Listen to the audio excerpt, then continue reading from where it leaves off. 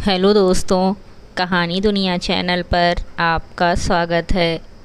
साहित्यिक कहानियों की कड़ी में आज मैं आपके लिए लेकर आई हूँ मन्नू भंडारी जी की लिखी कहानी स्त्री सुबोधिनी।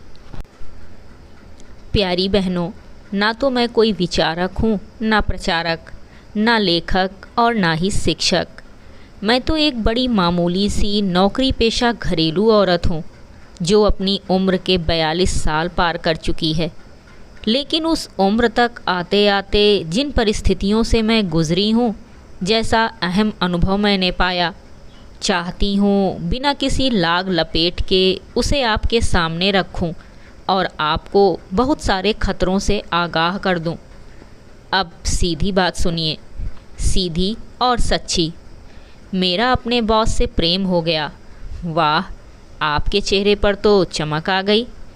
आप भी क्या करें, प्रेम कमबख्त है ही ऐसी चीज़, चाहे कितनी ही पुरानी और घिसी पिटी क्यों ना हो जाए, एक बार तो दिल फड़क ही उठता है, चेहरे चमचमाने ही लगते हैं। खैर, तो ये कोई अनहोनी बात नहीं थी। डॉक्टरों का नर्सों से, प्रोफेसरों का अपनी छात्राओं से, अफसरों का अपनी स्टेनो सेक्रेटरी से प्रेम हो जाने का हमारे यहाँ आम रिवाज है। ये बात बिल्कुल अलग है कि उनकी ओर से इसमें प्रेम कम और शगल ज़्यादा रहता है।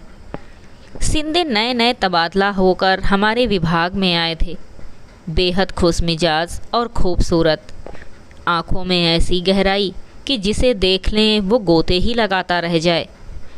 बड़ा शायराना अंदाज था उनका और जल्दी ही मालूम पड़ गया कि वे कविताएं भी लिखते हैं। पत्र पत्रिकाओं में वे धड़ाधड़ छपती भी रहती हैं और इस क्षेत्र में उनका अच्छा खासा नाम है। आयकर विभाग की अफसरी और कविताएं है ना कुछ बेमेल सी बात, पर ये उनके जीवन की हकीकत थी। मैं स्थितियों और उम्र के उस दौर से गुज़र रही थी जब लड़कियों में प्रेम के लिए विशेष प्रकार का लपलप भाव रहता है। बूढ़ी माँ तीनों छोटे भाई बहनों को लेकर गांव में रहती थी और मैं इस महानगरी में कामकाजी महिलाओं के एक हॉस्टल में। न घर का कोई अंकुश था और न इस बात की संभावना कि कहीं मेरा ठौर ठिकाना लगा देंगे। आखिर मैंने अपनी नाक और आँखों को कुछ अधिक सजग और तेज कर लिया। बस ऐसा करते ही मुझे हर नौजवान की नज़रों में अपने लिए विशेष संकेत दिखने लगे और उनकी बातों में विशेष अर्थ और आमंत्रण की गंध आने लगी। तभी भिड़ गया सिंधे। उसके तो संकेत भी बहुत साफ थे, निमंत्रण भी बहुत खुला। लगा किस्मत ने 56 पकवानों से भरी थाली मुझ भुक्खड़ के आगे परोस कर रख दी है। सो मैंने ना उसका आगा पीछा जानने की कोशिश की और ना अपना आगा पीछा सोचने की। बस आँख मूंदी और प्रेम की डगर पर चल पड़ी। हर प्रेम की शुरुआत करीब करीब एक सी होती है। प्रेमियों को वे सारी बातें चाहे जितनी रोमांचकारी और गुदगुदाने वाली लगें, देखने सुनने वालों को बड़ी उबाऊ और सपाट लगने लगती हैं। शामें हमारी किसी रेस्तरां के नीम अंधेर कोनों में बीतती तो कभी बाग के झुरमुट के बीच, कभी हम आपस में उंगलियां उलझाए रहते तो कभी वो मेरी लटों से खिलवाड़ करता रहता। एक बार उसने कविता में मेरे बालों की उपमा बदली से दे दी थी। बस फिर क्या था, मैं जब तब गोदी में रखे उसके सिर पर झुककर बदली छितरा देती और वो उचक कर, ये क्या, आपकी आंखों में तो अविश्वास उभर आया। मैं समझ गई, एक सीनियर अधिकारी और ऐसी छिछोरी फिल्मी हरकतें। पर सच मानिए, अब भी मैं दावे के साथ कह सकती हूँ कि यहाँ के हर पुरुष के भीतर एक ऐसा ही फिल्मी हीरो आसन मारे बैठा रहता है और जब तक वो पूरी तरह तृप्त ना हो जाए, मरता नहीं। उम्र के किसी भी दौर पर उस समय चाहे वो 6 बच्चों का बाप ही क्यों ना हो, जरा सा मौका मिलते ही भड़बड़ा कर जाग उठता है और पूरी तरह अपनी गिरफ्त में जकड़ लेता है। फिर तो बड़ी बड़ी तोपें तक ऐसी बचकाना और बेवकूफ़ाना हरकतें करती हैं कि बस तौबा, ना कोई शर्म ना उम्र का लिहाज। आजकल की लड़कियों ने उस राज को अच्छी तरह समझ लिया है, पर मैं तो उन बहनों को सावधान करना चाहती हूँ जो शादी के पहले ही से उस हीरो के चंगुल में आकर अपने को चौपट कर लेती हैं। हाँ, तो मैं पूरी तरह सिंधेमई हो गई। पर तभी एक भयंकर झटका लगा, बल्कि कहूँ कि जो लगा उसके लिए झटका शब्द हल्का ही है। मालूम पड़ा कि शिंदे की एक अदद बीवी है जो पहली बार पुत्रवती बनकर 5 महीने बाद अपने मायके से लौटी है, यानी एक अदद बीवी और एक अदद बच्चा। मुझे तो सारी दुनिया ही लड़खड़ाती नज़र आने लगी। लगा मैं बहुत बड़ा धोखा खा गई हूँ। मेरे भीतर गुस्सा बुरी तरह बलबलाने लगा। बीवी बच्चे के रहते मेरी ओर प्रेम का हाथ बढ़ाने का मतलब?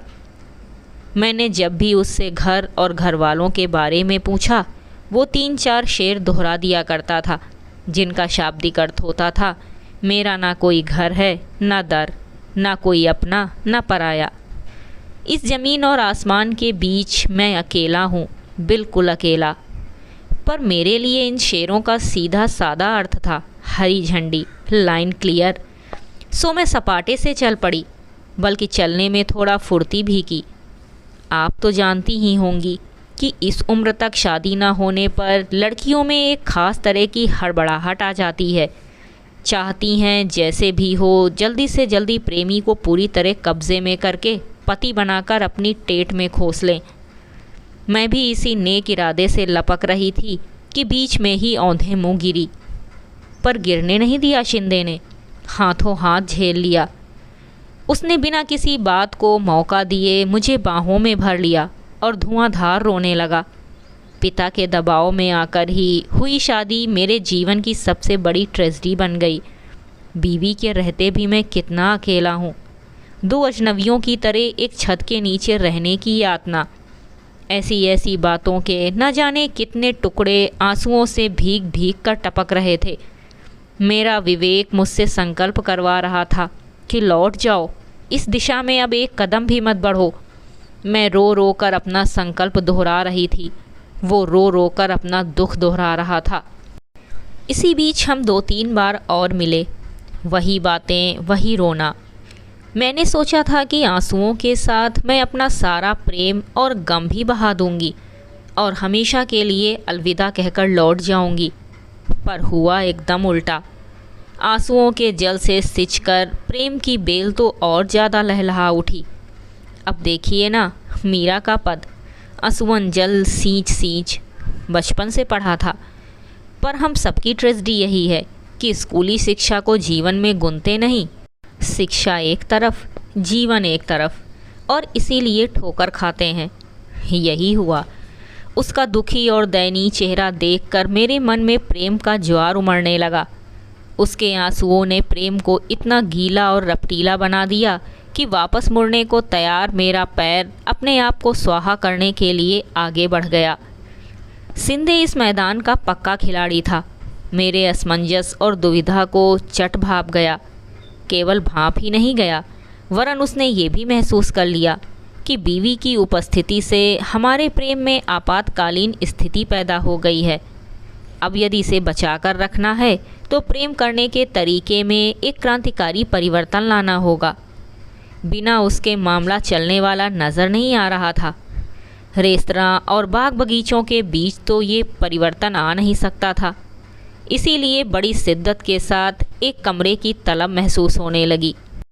3-4 कमरा मुलाकातों में ही मैंने समझ लिया कि इन मुलाकातों के कारण उसके भीतर किसी तरह का अपराध बोध या कुछ गलत करने का भाव लेश मात्र भी नहीं है।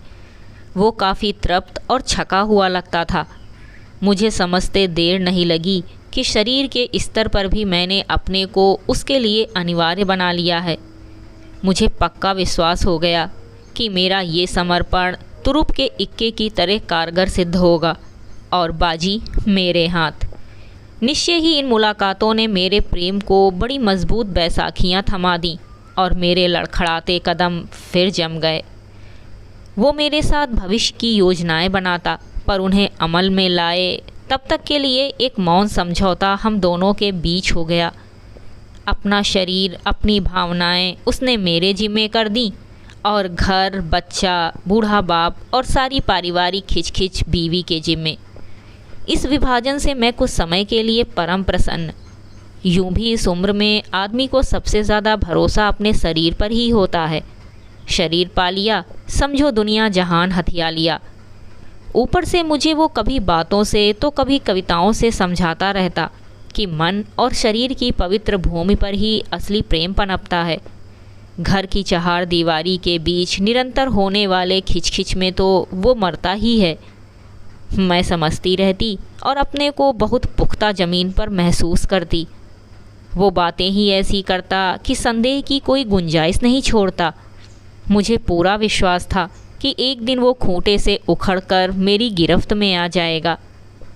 बीवी की याद और बात से ही सिंधे अपना चेहरा एकदम मायूस बना लेता और बिना कहे ही मेरे दिमाग में ये बिठाने की कोशिश करता कि बीवी बनते ही औरत बहुत उबाऊ और त्रासदायक बन जाती है, कि रिश्तों में बंधते ही प्रेम नीरस और बेजान हो जाता है, कि सच्चे प्रेमियों को तो हमेशा मुक्त ही रहना चाहिए। बीवी बनने की ललक जब तक मेरे भीतर जोर मारती थी, सच बात है मुझे तो घर भी चाहिए था, पति भी और बच्चे भी, पर उसे तो जैसे बीवी नाम से ही चिढ़ हो गई थी। कभी कभी तो वो अपनी बीवी के कर्कश स्वभाव और तुनक मिजाजी की बात करते करते रो तक पड़ता। तब मैं लपक कर उसे बाहों में भरती, अपने होठों से उसके आंसू पोंछती और उसे हौसला बंधाती कि जल्दी ही हम कुछ ऐसा करेंगे कि वो इस दुख से मुक्त हो, कि मैं उसे एक सही सुखद ज़िंदगी दूंगी। ये आश्वासन उसके लिए कम, मेरे अपने लिए ज़्यादा होता था। दिन सरकते जा रहे थे और अपने प्रेम करने के तरीके में क्रांतिकारी परिवर्तन लाने के बावजूद स्थिति जहाँ की तहाँ थी।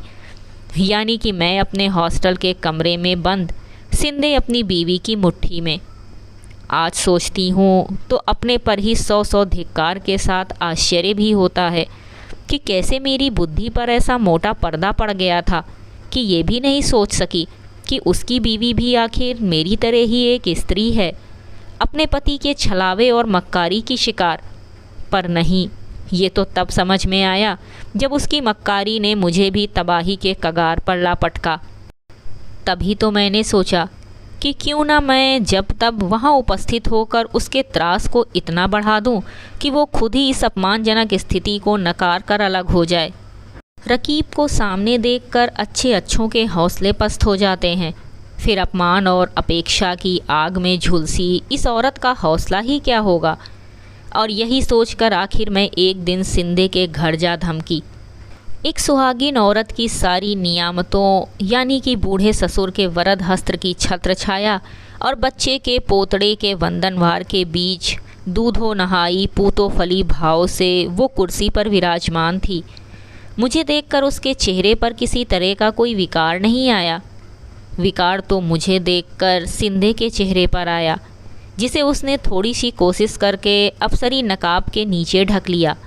दफ्तरी भाषा में दफ्तरी बातें करके उसने मुझे चलता किया, पर बाहर निकलते समय हाथ दबाकर लाड़ में लिपटी हल्की सी फटकार के साथ शाम को कमरे पर आने का निमंत्रण भी दे दिया। मैं उसकी बीवी को त्रस्त करने गई थी, पर खुद ही त्रस्त और पस्त होकर लौटी। मुझे आश्चर्य हो रहा था कि ये औरत है या मांस का लोंदा। इसका आदमी 3 साल से एक दूसरी लड़की के साथ मस्ती मार रहा है और उसे ना कोई तकलीफ़ है ना कष्ट। मैं इसकी जगह होऊं तो शायद एक दिन भी इस तरह की अपमानजनक स्थिति को बर्दाश्त ना करूं। इसके शरीर पर चमड़ी लिपटी है या गैंडे की खाल। ये तो मुझे बहुत बाद में अनुभव ने सिखाया कि अधिकतर शादीशुदा औरतें ऐसी होती हैं जिन्हें अपने घर की दीवारों से बेसुमार लगाव होता है, इतना ज़्यादा कि धीरे धीरे उन दीवारों को ही अपने शरीर के चारों ओर लपेट लेती हैं। फिर मान अपमान के सारे हमले उनसे टकराकर बाहर ही ढेर हो जाते हैं और वे उनसे बेअसर सती साध्वी सी सुरक्षित भीतर बैठी रहती हैं। शाम को शिंदे मुझ पर एकदम बरस पड़ा कि मैंने उसके घर आने की मूर्खता क्यों की। कितना चौकस रहना पड़ता है उसे हर समय, जिससे उसकी बीवी को इस प्रसंग की हवा भी ना लग सके, वरना तो वो सूर्पनखा की तरह ऑफिस, परिवार और सारे शहर में हड़बोंग मचाकर रख देगी। मौका लगा तो मेरा झोटा पकड़कर सड़क पर जूते लगवाएगी और बड़ी चालाकी से उसने मेरे मन में अपनी पत्नी के लिए, जिसे वो अक्सर कोतवाल कहता था, ढेर सारी नफ़रत और आक्रोश भर दिया। साथ ही जल्दबाजी करने की अपनी नादानी भरी मूर्खता पर मुझे बेहद शर्मिंदा भी किया। देखा आपने कि कैसे सातिराना अंदाज से पुरुष नफ़रत और गुस्से की सुई अपनी ओर से सरकाकर दोनों औरतों की ओर घुमा देता है। वे ही आपस में लड़ें भिड़ें, कोसे गरियाएं, और अब जो असली गुनहगार है अपने पर आँच आए बिना आराम से दोनों का सुख भोगता रहे। वो समझाता कि सहजीवन का मधुरतम पक्ष तो हम भोग ही रहे हैं, मैं क्यों बेकार में शादी ब्याह और घर में जकड़कर इस मधुर संबंध का गला घोटना चाहती हूँ। और इसी चक्कर में वो मधु उड़ेलती हुई 3-4 फड़कती कविताएं मेरे नाम ठोक देता। मेरे कंधों पर स्त्री पुरुष के संबंधों को एक नई दिशा देने का दायित्व है। अगली पीढ़ी अधिक स्वस्थ, अधिक मुक्त जिंदगी जी सके, उसके लिए हमें पहल करनी होगी, एक उदाहरण रखना होगा, चाहे उसके लिए हमें खाद ही क्यों ना बनना पड़े। सिंधे तो ये बातें झाड़कर मज़े से अपनी बीवी का बगलगीर हो जाता और मैं असली अर्थों में खाद बनी अपने कमरे में सड़ती रहती। तभी सिंधे का तबादला हो गया। मैं एक बार फिर डगमगा गई। मुझे लगा कि बस अब ये मेरी ज़िंदगी से निकला, पर उस समय तो बस सिंधे में ही प्राण बसते थे। लगता था उसके बिना जी नहीं सकूंगी। गलत सही की समझ ही कहाँ रह गई थी। मैं उसे पाना चाहती थी और वो मुझे खोना नहीं चाहता था। उसके साथ होटल में गुजारे वे दिन मैं तो भूल ही गई कि हम दोनों के बीच कोई तीसरा भी है। तबीयत एकदम लहलहा उठी। इस बार उसने बाकायदा योजना बनाई कि पत्नी को अब यहाँ ना बुलाकर उसके पिता के घर भेज देगा और धीरे धीरे उसे कानूनी कार्रवाई करने के लिए राज़ी कर लेगा। यदि नहीं हुई तो मजबूर करेगा। बातों का तो वो बादशाह था ही। पत्र लिखने में भी उसे कमाल हासिल था। शरीर में जो दूरी आ गई थी उसे वो पत्रों की भाषा से पाटता रहता। पत्रों में मुझे वो दिव्य प्रेम का दर्शन समझाता। मेरे जन्मदिन पर अपने इसी दिव्य प्रेम में डुबोकर उसने एक खूबसूरत सा तोहफ़ा मेरे लिए भेजा। कभी वो चांदनी रात के गीत लिखकर भेजता, तो कभी साथ बिताए मधुर क्षणों की याद को ताज़ा करने वाली कविताएं। उसने आंखों में सचमुच के आंसू भरकर कहा कि मैं ही सिंधे की प्राण हूँ, सिंधे की प्रेरणा हूँ। घर परिवार के अतिरिक्त सिंधे का जो कुछ भी है, और वही तो असली सिंधे है, वो उसने मुझे पूरी तरह सौंप रखा है। और तुरंत उसने अपनी बात का प्रमाण पेश कर दिया। मुझे समर्पित किया हुआ अपना नया कविता संग्रह, हाथ से लिखा हुआ था, प्राण को। उसकी प्रेरणा और प्राण बनने का हस्र ये हुआ कि वो तो दिन दूना रात चौगुना फलता फूलता रहा। धन, यश, सफलता, मान सम्मान सभी का मालिक, और मैं भीतर ही भीतर झुलस कर काठ का कुंदा हो गई। सब ओर से मरी, मुरझाई, टूटी और पस्त। मैं समझ गई कि मैं बुरी तरह ठगी गई हूँ। धीरे धीरे उम्र की बढ़ोतरी और ऑफिस दुनियादारी की निरंतर बढ़ती जिम्मेदारियों के बीच सिंधे की रोमानी ज़रूरत घटती चली गई। परिणाम ये हुआ कि हमारे बीच चलने वाले पत्रों की संख्या कम और मजमून मौसम के सर्द गर्म होने पर आकर टिक गया। 8 साल तक चलने वाला प्रेम प्रसंग महज एक खिलवाड़ था, जिसकी बाजी बड़ी होशियारी से सिंधे ने बांटी। भ्रमजाल के कटते ही नज़र साफ हुई तो बाजी में बटे हुए पत्तों का ये नशा रह रहकर मेरी आंखों में उभरने लगा। तुरुप का इक्का यानी घर उसके पास, तुरुप का बादशाह यानी बच्चा उसके पास, तुरुप की बेगम यानी बीवी और प्रेम करने के लिए प्रेमिका उसके पास, तुरुप का गुलाम यानी नौकर चाकर गाड़ी बंगला उसके पास। लब्बो लुआब ये कि तुरुप के सारे पत्ते उसके पास और मुझे मिले उसके दिए हुए छक्के पंजे यानी टोटके की तरह पुड़िया में बंधे। दार्शनिक लफाजी में लिपटे हवाई प्यार के चंद जुमले। इस टटपुंजिया पत्तों के सहारे मैं ज़्यादा से ज़्यादा इतना ही कह सकती थी कि ज़िंदगी भर उसकी पूँछ पकड़े रहती और उसे ही अपनी उपलब्धि समझ समझ कर संतोष करती। मन बहुत घबराता तो उसी पूंछ से हवा करके उसके साथ बिताए मधुर क्षणों पर जमी समय की धूल उड़ाकर कुछ समय के लिए अपना खालीपन भर लेती। निहायत हवाई बातें पल्ले से बांधे बांधे मैंने अपनी ज़िंदगी को बर्बादी के कगार पर ला पटका था। अब चाहती हूँ ठेठ दुनियादारी की बातें अपनी हज़ार हज़ार मासूम किशोरी बहनों के पल्ले से बांध दूँ, जिससे वो मेरी तरह भटकने से बच जाएं। इस देश में प्रेम के बीच मन और शरीर की पवित्र भूमि में नहीं, ठेठ घर परिवार की उपजाऊ भूमि से ही फलते फूलते हैं। भूल कर भी शादीशुदा आदमी के प्रेम में मत पड़िए। दिव्य और महान प्रेम की खातिर बीवी बच्चों को दांव पर लगाने वाले प्रेम वीरों की यहाँ पैदावार ही नहीं होती। दो नावों पर पैर रखकर चलने वाले शूरवीर जरूर सरेआम मिल जाएंगे। हाँ, शादीशुदा औरतें चाहें तो भले ही शादीशुदा आदमी से प्रेम कर लें। जब तक चाहा प्रेम किया, मन भर गया तो लौटकर अपने खूंटे पर। ना कोई डर ना घोटाला, जब प्रेम में लगा हो शादी का ताला। यह थी मन्नू भंडारी जी द्वारा लिखी कहानी स्त्री सुबोधिनी। कहानी सुनने के लिए धन्यवाद।